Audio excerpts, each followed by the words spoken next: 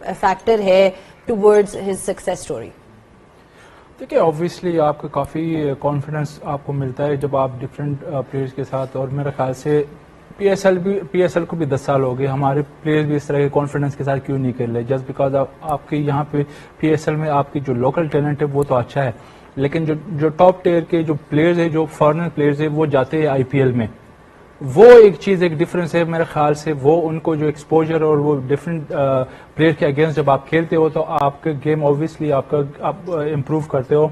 Plus ये कि आपकी अपनी कॉन्फिडेंस, अपने ऊपर कितना बिलीव है। आप आज आपने उसको संजू सैमसन को अगर देखो, बिल्कुल रिलैक्स लग रहा था, ऐसा नहीं लग रहा था कि वो 200 चेज कर रहा है। उसको अपने ऊपर बिलीव था, वो प्रॉपर क्रिकेटिंग शॉट खेल रहा था, जहां पे लूज बॉल उसको मिल रहा था वो उसको सही तरीके से पनिश कर रहा था। और सबसे जो अच्छी बात है कि वो वन डायमेंशन नहीं लग रहा था कि वो उसने बस एक साइड पे मारनी, नहीं, वो दोनों साइड पे प्रॉपर क्रिकेटिंग शॉट प्लेयर के अगेंस्ट जब आप खेलते हो तो आपका गेम ऑब्वियसली आप इम्प्रूव करते हो। प्लस ये कि आपकी अपनी कॉन्फिडेंस, अपने ऊपर कितना बिलीव है। आप आज आपने उसको संजू सैमसन को अगर देखो, बिल्कुल रिलैक्स लग रहा था, ऐसा नहीं लग रहा था कि वो 200 चेज कर रहा है। उसको अपने ऊपर बिलीव था, वो प्रॉपर क्रिकेटिंग शॉट खेल रहा था, जहां पे लूज बॉल उसको मिल रहा था वो उसको सही तरीके से पनिश कर रहा था। और सबसे जो अच्छी बात है कि वो वन टाइम जब हम ब्रेक ले लेते हैं, लेकिन समटाइम जब आपके अपोनेंट खेलते हैं, जब आप उसको देखते हो, उसको प्रॉपर फोकस करते हो, तो आप उनसे सीखते हो। आई थिंक ये उसकी एक क्वालिटी है कि दूसरे प्लेयर से वो सीखता है, उसके अपने इंटरेस्ट। और सबसे अच्छी बात है कि आप कितने क्विक लर्नर हो। ये भी एक गॉड गिफ्टेड चीज होती है कि आप कितनी जल्दी लर्न करते हो। तो मेरे ख्याल से आईपीएल का ऑब्वियसली उनको कॉन्फिडेंस है। और आज हमने एक बात की थी कि दोनों टीमों के जो डिफरेंस है उनमें पावर हिटिंग दोनों में है, बैटिंग उनकी डेप्थ है। जिस तरह उन्होंने आज पहले वेस्ट इंडीज ने जिस तरह फिनिश किया, उनके लोअर ऑर्डर के जो ऑलराउंडर आ गए, या पॉवल ने जिस तरह फिनिश किया।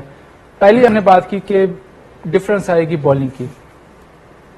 दोनों टीम की बॉलिंग इतनी तगड़ी नहीं थी, सिर्फ एक डिफरेंस था जो बुमराह था, उसकी गेम अवेयरनेस, उनके अपने रोल का उसको पता था कि मेरा रोल क्या है, किस टाइम पे क्या है मेरा रोल। मेरे ख्याल से ये जो वेस्ट इंडीज जिस तरह खेल रहा था, लग रहा था एक टाइम पे कि 200 प्लस हो जाएगा, और जो कि वही 15-20 रन के डिफरेंस वो पड़ गया, क्योंकि वो जो बुमराह ने एक ओवर किया जहां पे उसने 2 विकेट। टीम की बॉलिंग इतनी तगड़ी नहीं थी के लिए, वहां पे उसको पता था कि मेरा रोल क्या है। मैं अगर आउट करने नहीं जाऊंगा तो हम इसको वापस नहीं लेके आ सकते। वहां पे अगर दूसरा बॉलर था, मैं भी कि वो डिफेंसिव बॉल करता, वो रन रिस्ट्रिक्ट करता, लेकिन एंड पे वही 200 रन था। आई थिंक रोल का डिफाइन खुद भी एज प्लेयर भी, और जो ये बड़ा इंपॉर्टेंट होता है कि आप अपने रोल को किस तरह समझते हो। आपने रोल का जिक्र किया, आई थिंक उन्होंने बड़ी क्लैरिटी के साथ इस मैच में उतरे थे। 5 बॉलर यूज किए, 5 4 20। उन्होंने दुबे को तो बिल्कुल ही बॉल दिया ही नहीं। पिच को देखते हुए, वेस्ट इंडीज की फायर पावर को देखते हुए, दुबे की पेस को देखते हुए, I think that work for them. तो वापस आना चाहेंगे इनकी बैटिंग की तरफ। संजू सैमसन जब बैटिंग कर रहे थे, जो बीच you pace yourself and you have that knowledge कि मैं ये कर लूंगा विदाउट हिट। फायदे इंडिया को से हम बात करें, उन्होंने इतने जबरदस्त चेंजेस किए कि उनको अंदाजा है। और यही एक प्लेयर की जो थिंक टैंक है और प्लेयर की कम्युनिकेशन की भी बात है कि अगर वो आप जैसे वाटर ब्रेक की बात करें, वहां से बाहर से मैसेज आया या खुद इन्होंने अपने ऊपर ये रोल लिया, इसमें एक बहुत बड़ी अंडरस्टैंडिंग की भी बात है। और इम्पोर्टेंट ये चीज है कि फिर आपके ना सिर्फ आप गेम अवेयरनेस आपके पास हो, बट उसको बैक करने के लिए स्किल सेट भी आपके पास हो और वो माइंड सेट भी आपके पास हो। ये तीनों चीजें आपको चाहिए। आपको गेम अवेयरनेस है पर आपके पास स्किल सेट नहीं है। आपको पता है इस वक्त यॉर्कर कराना है और मैं कुछ नहीं कर सकता, बट आप यॉर्कर नेल नहीं कर सकते, उसका फायदा नहीं। एग्जीक्यूशन। तो ये तीनों चीजें आपके साथ इकट्ठी होने की बात है। और वेस्ट इंडीज को दूसरी तरफ देखें तो बात माइंडसेट की आई कि वहां पर प्रेशर हैंडलिंग, बहुत इजी कैचेस 1-2 उन्होंने ड्रॉप किए, ऐसे कैचेस जहां पर वो थोड़ा सा मैच बन सकता था। और इंडिया को उसके बरक्स देखें तो उनकी फील्डिंग का एक बहुत बड़ा फैक्टर था। तो माइंडसेट की भी बात है और ओवरऑल स्किल लेवल की बात है कि आप प्रेशर हैंडल भी कैसे करते हैं। अच्छा हफीज, वेस्ट इंडीज की बॉलिंग पे अगर थोड़ा सा आ जाते हैं, because that was where they sort of lost the match and throughout this show हम ये बात करते रहे हैं कि अगर उनकी एक कोई वीकर डिपार्टमेंट है तो उनकी बॉलिंग है। फास्ट बॉलर्स को तो पड़ी, मतलब definitely they went for a lot of runs, they were really expensive, but the way India was able to negate their spinners, Akeal Hosein को आप देख लें और गुदकेश मोती को देख लें, बिकॉज हम कहते हैं कि भाई अब इस फॉर्मेट में स्पिनर्स का वो बड़ा इंपॉर्टेंट रोल है, बीच में विकेट्स लेना, थोड़ी सी एक वो आपको मिल जाता है, ब्रेक मिल जाती है बीच में, अगर मोमेंटम जा रहा हो एक आध विकेट गिर जाए, वो नजर नहीं आया आज इनकी। देखें जाती है बीच में, अगर मोमेंटम जा रहा हो। ओवरऑल अगर फील्डिंग देखें उसने जरा भी बैक नहीं किया। 3 से 4 ऐसे सिंगलें थी जो चौके करवाए गए, टांगों के नीचे से बॉल निकल गई। 2 से 3 2 या 3 आई थिंक कैचेस जो है ड्रॉप किए। तो आप वो जो स्मॉल मार्जिन है वो आप जब दूसरी टीम के हवाले कर देंगे तो इतने बड़े मैच में जो छोटी मिस्टेक है वो बड़ी मिस्टेक बन जाती है।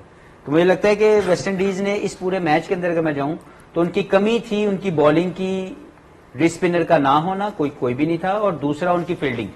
वो हमेशा से जब अपनी फील्डिंग की तरफ जाते हैं, गो के कुछ अच्छे कैचेस हेटमायर ने किए, लेकिन overall as a team fielding I think they were lacking in that department. I think यहाँ पे एक ट्रिक मिस किया वेस्ट इंडीज ने, जो कि उनके आज के बॉलिंग में उनको थोड़ा से प्रॉब्लम हो गई। उनके बेंच पे बैठा हुआ था जैडन सील्स, वो बैठा हुआ था, ऑल्दो ये जीत के आ रहे थे, तो इन्होंने अब अगर आप देखने का सम टाइम मेरे ख्याल से अगर आप जीते भी हो ना, सम टाइम आप दूसरे प्लेयर को मौका देते हो। एनी टाइम कुछ भी हो सकता है, आपकी फिटनेस के इशू आ सकते हैं, कुछ भी हो सकता है। मेरे ख्याल से जो जैडन सील को इनके पास एक मौका था लास्ट राउंड में कि उसको खिला देते, और आज के मैच में वो नया बॉल ऑपरेटर है, नया बॉल अच्छा करता है, और वेस्ट इंडीज को मसला ये हुआ कि नया बॉल से उनको विकेट नहीं मिली। तो मेरे ख्याल से वो एक ट्रिक मिस किया। और सेकेंडली इनका अगर आप देखें ना रोमारियो शेफर्ड, ऑल्दो वो सारे मैचेस खेले, मेरे ख्याल से एक दो मैचेस में नहीं खेला, लेकिन उसने पूरे ओवर नहीं किए, क्योंकि उसको लग रहा जो लास्ट मैच में मैंने उसको देखा थोड़ा सा लिम कर रहा था, उसको फिटनेस प्रॉब्लम है, लेकिन उसको सिर्फ खिला रहे थे कि आप एज ऑलराउंडर उसको खिला रहे थे। एक आध मैच में उसने 47 किए, लेकिन सम टाइम जब आपको क्रूशल मैच कर रहा था उसको मैच आ जाते हैं। विकेट के अक्सर पटेल 35 रन, जो पिक ऑफ द बॉलर उनके बुमराह ही रहे। ऑफ कोर्स जिनको पता है कि वो जी एक बैटर होगा उसके अराउंड खेलेंगे, एक बॉलर होगा उसके अराउंड करेंगे। देखिए इनको होम कंडीशन का बहुत पता है, और इनको पता है जो पूरी दुनिया जो मिस कर रही है कि ये जो है वो 170 का ट्रैक नहीं है, ये 200 से ऊपर वाला ट्रैक है। इसीलिए ये अपनी बैटिंग को थोड़ा लंबा कर रहे हैं और कुलदीप यादव को बिठा रहे हैं, और ये 5 ही इस्तेमाल करते हैं। ये बहुत ही अच्छी बात है। मैं अक्सर ये कहता हूं कि जब आपके पास 5 पक्के बॉलर हो और आप सिर्फ एक छठा साथ में लगा सकते हो सकता है किसी एक का दिन निगल इंजरी हो जाए तो आप छठा एक साथ में लगा। जब 7 और 8 पे चले जाए इसका मतलब ये है कि अब आपका प्लान जो है ना तितर बितर हो चुका। तो इन्होंने भी वैसे ही किया, इन्होंने अपने वही रखे, क्योंकि इनको पता है होम कंडीशन का कि ये 200 के करीब करीब जो है।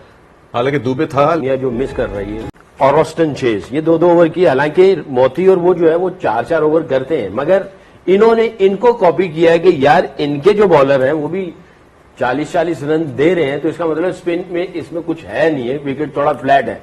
ये जब जहन में आती है चीजें तो आप फिर अपने जो मेन बॉलर होते हैं उनके ऊपर थोड़ा सा डाउट आना शुरू हो जाता है, फिर आप दूसरे बॉलर्स को इस्तेमाल करना शुरू कर देते हैं। जो आपका एक्चुअल प्लान था, वेस्ट इंडीज अपने एक्चुअल प्लान से हट गया। मैं ये समझता हूं मोती ने बड़ी अच्छी परफॉर्मेंस दी हुई थी, थोड़ा सा रिलाई कर लेते उसके ऊपर, उसके 4 ओवर वगैरह करवाते, अकील हुसैन के 4 और ब्रेक के बाद